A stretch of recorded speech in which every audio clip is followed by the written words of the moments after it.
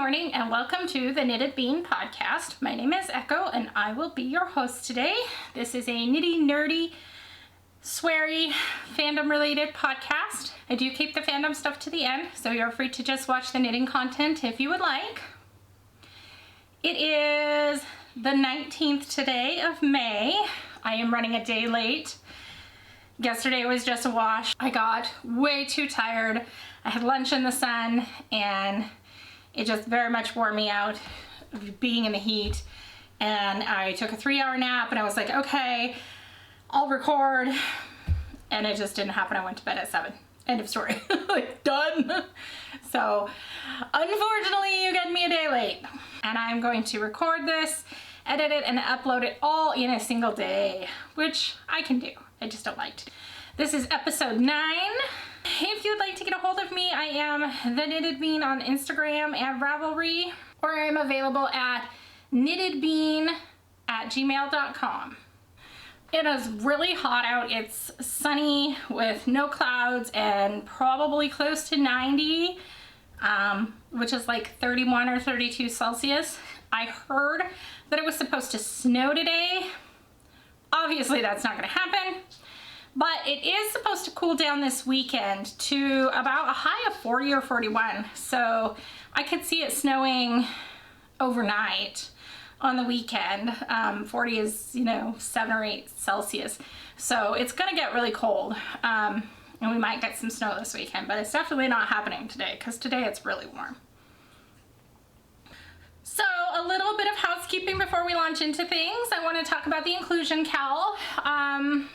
On Instagram that I'm running, the hashtag is capital I, capital K-A-L, inclusion cowl. Nobody has used the tag yet, so you have a really good chance at prizes. There's a prize for work in progress and a prize for FO. I've got some Mountain Colors yarn, a gradient of minis, and then we also have a $50 gift certificate to Undercover Otter website out of Amsterdam, and it's going to go through June 30th, so you'll have lots of time to enter, to get going. Like I said, you don't even have to finish to qualify for one of the prizes, so I'd really love to see some people entering into that. It just has to be a project that you started after May 4th that promotes inclusion, and that inclusion can be anything you want it to be. It could be mental health, it could be queer, it could be BIPOC, anything that you feel would benefit from being included more in society. However you want to do that, whether it's with yarn, the pattern, the project, the colors, however it works for you is fine with me. So I would really love to see some pictures posting on that, even if it's just this is what I am going to do. This is the yarn that I've got. This is my idea. That would be awesome. I'm not drinking anything special or even out of a particularly special mug today. It's just cute and it has my initial on it. I think I got it at World Market a few years ago. And I'm having some Seattle's Best coffee with almond milk, chocolate, and caramel because I can't quite make a latte at home, but it's as close as I can get. I just need a little boost of energy and I definitely rely on my caffeine for that. So what am I wearing? I did in the last 2 weeks, in fact, finish my Fog and Whisper by Veera Välimäki. It is a $6 pattern and I have lovingly dubbed mine the London Smog just because of the colors that I chose. I chose to make it a gradient from, you can almost see it on my booty there, from a light kind of gray brown all the way down to a very dark chocolate brown, and then I call them the bat flaps. The bat flaps are made out of a Plies and Hellhound fig lace, which is her mohair base. That is some kind of a fall colorway. I don't know, but you can see the gradient really well like that. I had a lot of great fun with this. This is the first adult size garment that I have made. And I was very nervous that I just didn't have the skills to do it, but I do, and I did, and it came out really well. This is all Eco Llama by Välimäki, which is a really affordable fingering weight 100% llama. I think it's made in Italy. Runs about $15 a skein at my local yarn shop, and comes in, I don't know, my local yarn shop mostly carries it in like various shades of brown, gray, and black. And some of them are very, what would you call that? Arbor pulled. So you might be able to get it in colors from different distributors, but that's what my shop carries. So overall, I mean, even being a lower price point yarn, it's still, I mean, it's not a cheap sweater. So I used 4 skeins, 4 colors, and I really don't have a lot of many of the skeins left. So this top color I used left because it was the shoulder yoke, and I have maybe about 40 grams of that left. Everything else I have no more than 15 grams. The color that used the most, this color, I have maybe 2 grams left of.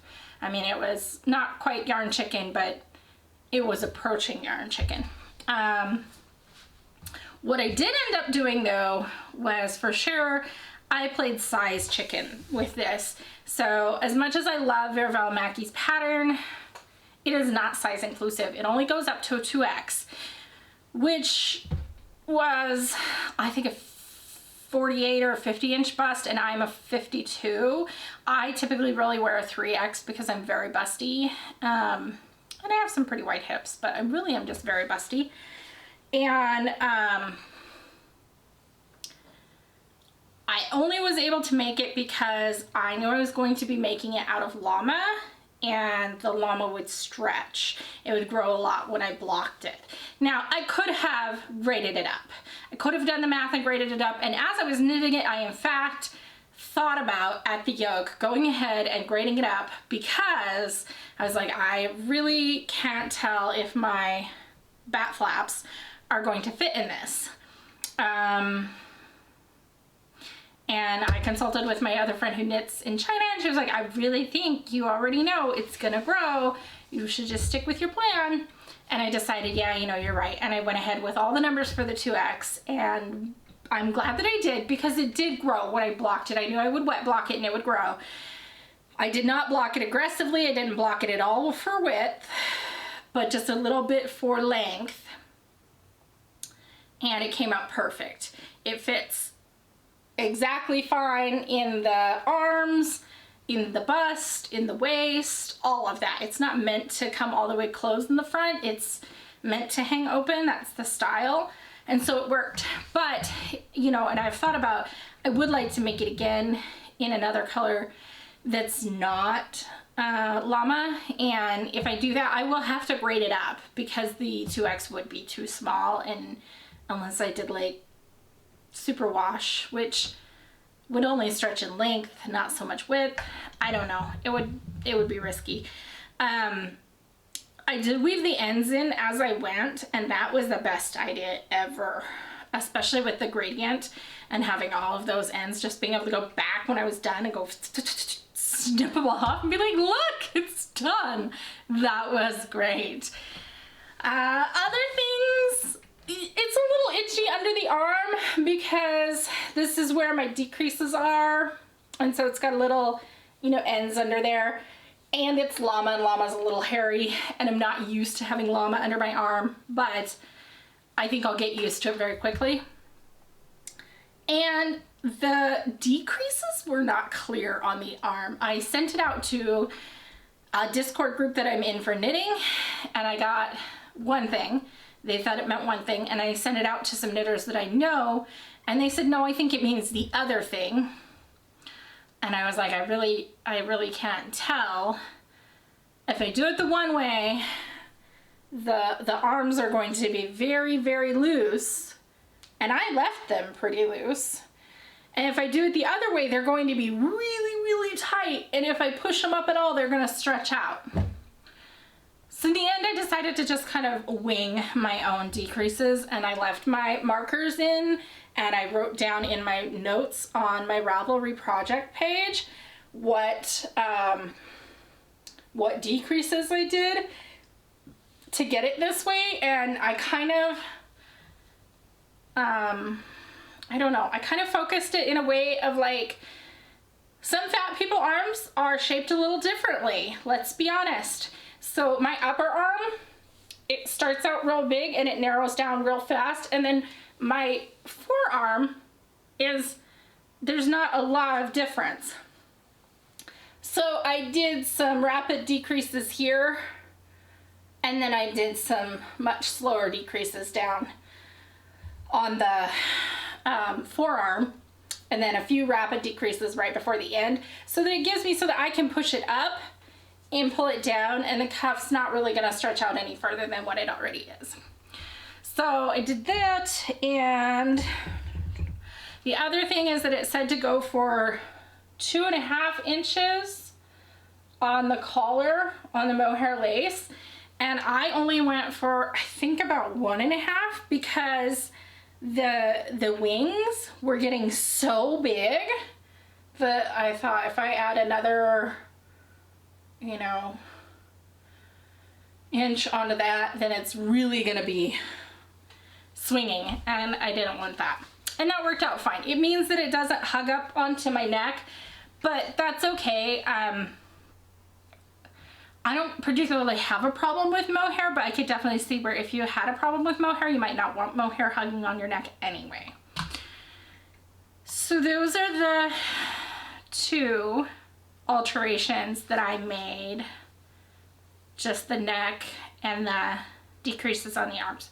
Everything else I did per the 2XL size, and then knowing that it would stretch out to be more of a 3XL. And it did. And my measurements, my bust measurement, like I said, is a 52.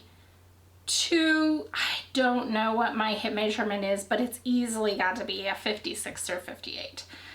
My upper arm measurement is a 18, so, and that all worked out well. That is my only finished object. Like I said, I've worked pretty studiously on this for about a month now. I worked very off and on for a month before that, but once I got into the swing of things, I worked on pretty studiously for a month. It's not a quick project to make a fingering weight sweater or top or cardigan in a 2 or 3XL. I will say, like, you're not gonna like whip that out in 2 weeks, because it's just a lot of fabric to make, but it's definitely worth it and I enjoy it.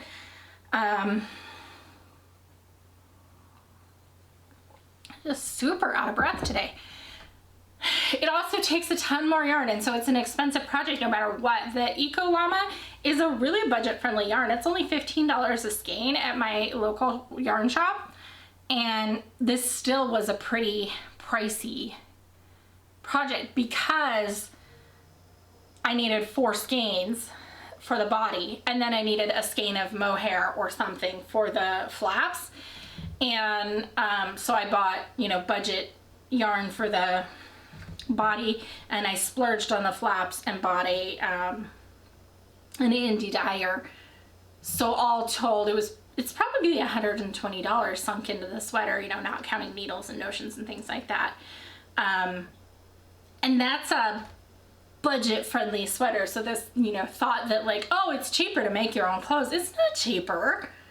It's about enjoying the process and being satisfied that you have a thing that you made that looks good, that feels good, that, at least in my case, it gave me something to do for a month when I have very little other, like, things that I can do. I can knit and not be out of breath. I can't go for a walk around my neighborhood and not pass out. So, you know, this is something that I can do and enjoy. So it's worth it in that way. So on to whips. So I just finished this day before yesterday. blocked it yesterday. So, or it finished, I should say it finished blocking yesterday morning. So I don't really have a lot of whips going. I am just finishing up the last details on my Witcher craft swap item to get it out in the mail. It has to be out by the end of the month. And I would say it's gonna go out in the next day or two. But because I have worked solidly on my, and I can't show you that unfortunately, because I worked solidly on my cardigan for the last month and a half, it means that I have not worked on my sock squad.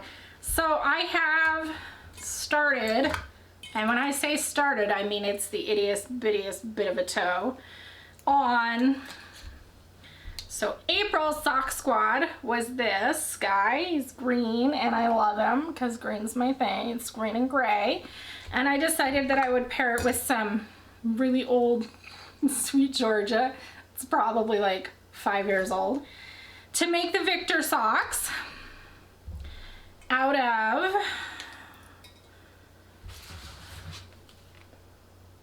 Oppert socks, not your ordinary socks. And I've shown these before, but I will show them again. They are really cool. I am probably going to hate myself for them because I am, generally speaking, not a fan of color work. But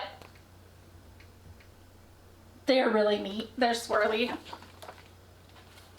That'll be a nice little test of my skill. I got this used off of Amazon in great condition because our used bookstores around here are not open. So that's one that I need to get cracking on. And then I also got my May sock squad, which everybody should have by now. And it is this really nice evergreen green and a brown. It's on the bear paw sock, which is the yak. It's 70% merino, 20% yak, 10% nylon. I really like this base. Of all the socks that I have made for Sock Squad, the one that I've made out of this base is probably the one that I wear the most. Part of it's because I really like the cuff I put on it, but part of it is just like they just hug your feet really good. And I haven't found a pattern for this yet, but I do know exactly what I want to do. I want a pattern that has, it's mostly vanilla with some kind of forest or tree theme. Preferably not color work, preferably like a pine tree lace or something. And I know I've seen some like that. I just need to go find them. And then if I can't find that, I would really love to do some cables. Not super duper elaborate cables, just like a little shorty with like a cable up the side or something, and then do contrasting heels and toes in the gray or green, brown. Wow, let's try that again. Contrasting heels and toes in the brown. So it's more about hunting and finding the right pattern for this. So this should go really quick. The Victor is gonna take a while. My next one will be here in about 10 days. Thankfully, I'm really fast at socks, so I'm sure I can catch all these up and be ready with all 3 socks by the end of June, when you have to post like all 3 pairs of socks that you made. Speaking of farmers' daughters, that's what I have for like whips. They're not, one's not really going yet and the other one is. Somebody had gifted me some money and told me to buy something nice for myself, which in my world always means yarn. He's had a very, very bad day. And so I decided that I would buy half the yarn for a sweater project that I want to make. It's an expensive project because it requires, for me, probably 3 skeins of singles and 3 skeins of either mohair or something like that, and then possibly another single skein of a single or applied yarn for the color that's in a different color. And so it's not something that I can reasonably buy all that at once. That's like $200 worth of yarn, and there's no way I can do that. So much like this one, the entire way that I afforded this one is it's a fade. The great thing about fades for me is I can buy them one skein at a time and not have to worry about the dye lots, even if they are hand dyed. Which Illimani is not hand dyed, but still it allows me to like purchase things one at a time. So I had actually gotten 2 skeins of this for myself, and then somebody gave me a 3rd skein for Christmas, not knowing that it matched my other 2 in a perfect fade. And so then my husband gifted me $15 to go get the 4th skein so that I would be good to go. And then I purchased my mohair. So I had an idea for this sweater. It's the Susurrus, and it's out of Pom Pom magazine, the spring 2021 issue. And I knew when I saw it that I wanted to make it because it's a sweater where when you look at the project pages, lots of people have made it. Everybody who's made it and is like on the athletic build to heavier side, they all look great in it, and they're all happy with it. They love it. They rate it really high. They're like, yes, this is wonderful.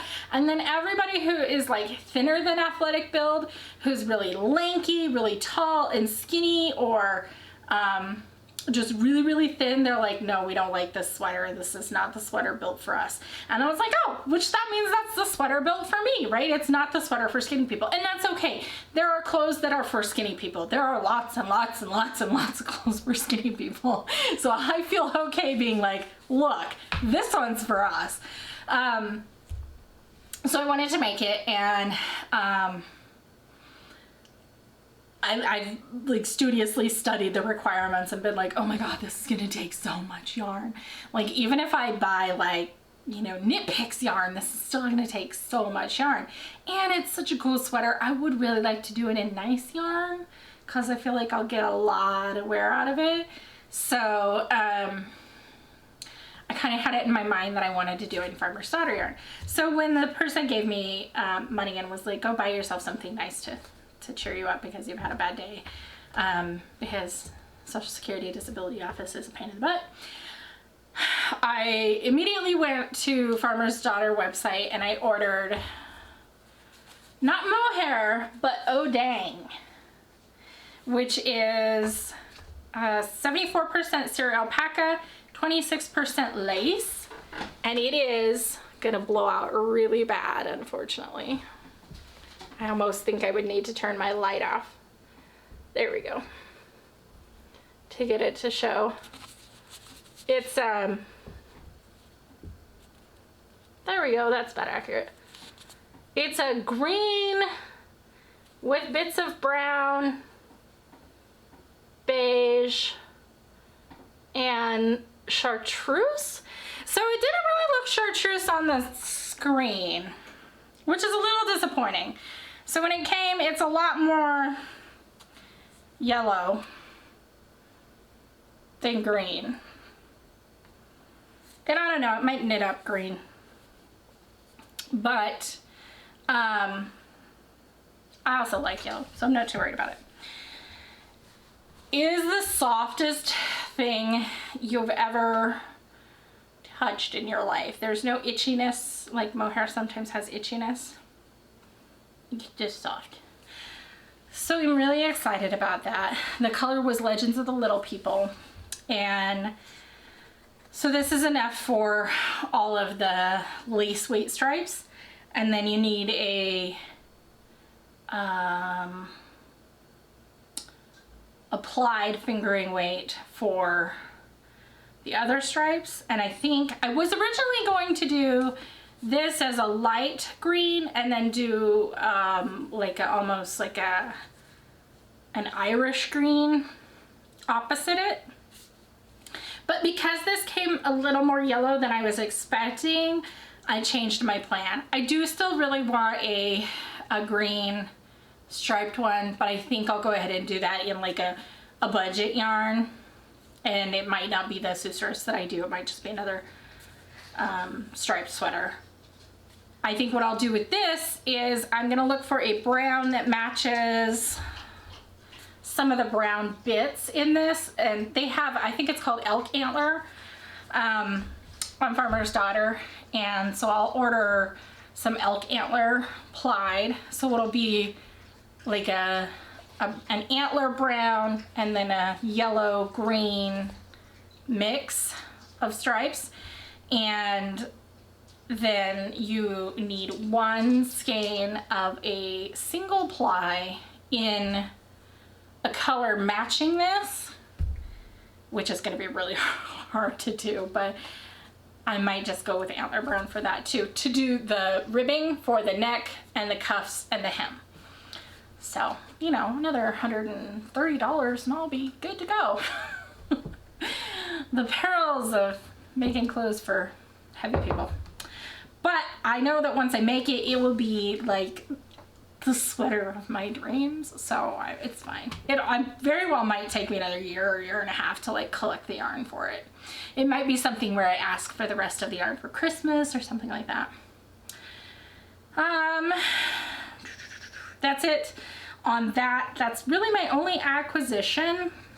I haven't been up to much other than knitting my really comfy cardigan, which I can only get away with wearing inside where I have air conditioning right now because it's now summer. Welcome to Montana, 1 week of spring. So that's all I've got for knitting. Make sure you check out the post that I have for the inclusion cal. Join us. Have some fun, get a chance at prizes. I'm gonna say that you're probably gonna have a pretty high chance at prizes because I don't think it's gonna be a huge knit along. And check me out next time to see how many socks I've managed to finish quickly.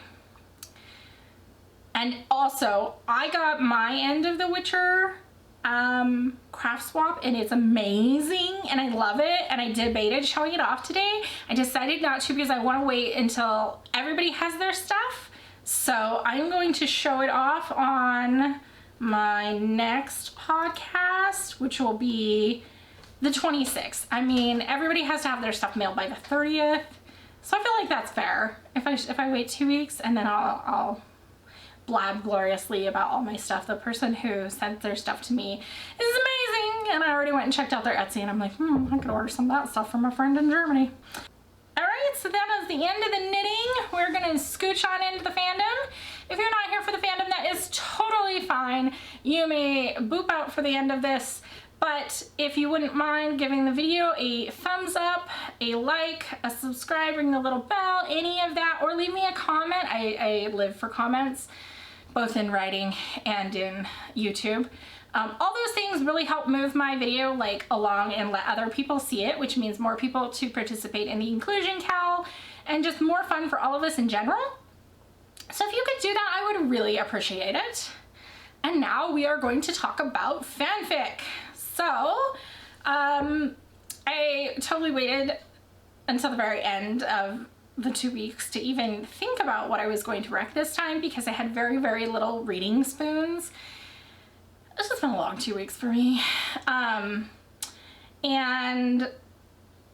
I had something in my to read later list from like a week ago. I finally got around to reading it, and then I was like, oh, there's my recommendation. That will work gloriously. So this is going to be a Cyberpunk 2077 fic. It is by Ling. It is called It's Probably the Vodka, and it's about 8,000 words long. It's 4 chapters, but it's finished, and each chapter is fairly short. It is rated E. It doesn't earn that rating until the 3rd chapter, and in fact, I think the 3rd chapter is the only chapter that is rated E. So I suppose you could skip the smut if you wanted. I don't think that it actually greatly impacts the story. If I'm trying to remember where the chapter cut is. There's a reveal either at the end of chapter 2 or the beginning of chapter 3, but other than that, if you really didn't want to be here for the sexy bits, you could skip those. It is a Jackie V, and both characters are trans. So that is a huge draw of the story for some people. It's really unique and well written in that both characters are trans, but they have different perspectives, which I think goes a long ways to showing that not every person's trans experience is the same. And that's a thing that comes up in writing a lot. You know, you'll read fanfic and you'll see, oh, trans such and such character, and then you'll come down and there'll be warnings of like, you know, I use this word or I use that word, or this is, you know, how this person experiences transness. And it's a good thing about fanfic in that it shows that, you know, trans man or trans woman isn't, every trans woman isn't the same, every trans man isn't the same. They don't all have the same desires in their body and things like that. And this goes really well into showing that even when you put two trans men together, it's still not cookie cutter. You know, you can't just label somebody as a trans man, or because they label themselves as a trans man, you can't assume, well, then I know X, Y, and Z about them because of that. You need to talk with them and you need to find out what works for them and what doesn't. And it does a great job of that. So it's a great fic, and especially if that is something that's near and dear to your heart or something that you maybe just strive to understand, it's a great way to do that. So I highly recommend it. It's Probably the Vodka in Cyberpunk 2077 by Ling. I will drop the link below. It is on AO3 as usual. That's really the only fan fiction site that I read on. And I hope you enjoy it, and I hope that you leave the author some comments. I know that they would appreciate it and that it would really stroke their writing ego. So that's all I've got for you today. Let me know in the comments below what you're thinking of doing for the inclusion cowl, and if you have any ideas for what kind of fic you would like to see wrecked in the future as far as like fandoms, because I only have like so many fandoms that I look into, but I'm totally open to reading fandom blind. And if you say like, oh, you know, I really want I don't know, some Star Trek, I'm more than happy to go check out Star Trek. Not to mention I have a huge list of people who probably write Star Trek, and they can tell me, well, I've read it all and this is the one that I like. So if you're here for Recs and you want better Recs, tell me what fandom you're looking for,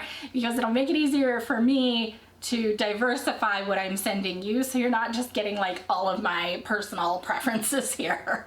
Anyway, I hope you have a great day. Stay warm or cold and stay safe, and have a good morning, afternoon, or evening, or maybe even midnight, depending on what time zone you're in. I will see you all in 2 weeks.